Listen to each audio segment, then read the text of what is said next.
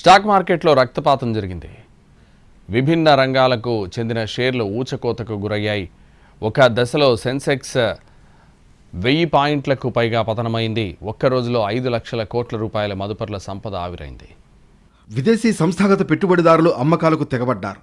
3466 కోట్ల రూపాయలు విలువ చేసే షేర్లను ఎఫ్ఐఐలు అమ్మేశాయి. ఇది మదుపర్ల సెంటిమెంట్ను దెబ్బతీసింది. ఫలితంగా స్టాక్ మార్కెట్లో సూచీల పతనం ఆరంభమైంది. ప్రధాన సూచీలు భారీ నష్టాల్లో ముగిశాయి. FMCG, auto, reality, pharma stocks అమ్మకాల ఒత్తిడి ఎదుర్కొన్నాయి. ఒక దశలో సెన్సెక్స్ 1000కి పైగా పాయింట్లు నష్టపోయింది. నిఫ్టీ 25,200 స్థాయి కిందకు పడిపోయింది. ఒక దశలో 1000 పాయింట్లకు పైగా నష్టపోయింది Sensex.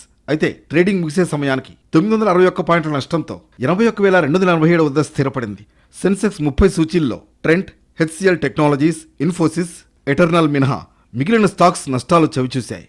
Bharati Airtel, Bajaj Finserv, Mahindra and Mahindra, IndiGo, Maruti Suzuki షేర్లు ప్రధానంగా నష్టపోయాయి. డాలర్తో రూపాయి మార్క విలువ 11 పైసలు క్షీణించి $91.02కు చేరింది. అంతర్జాతీయ విపణిలో బ్రెంట్ క్రూడ్ బ్యారెల్ ధర $71 వద్ద కొనసాగుతోంది. బంగారం ఔన్స్ $5,168 వద్ద ట్రేడ్ అవుతోంది.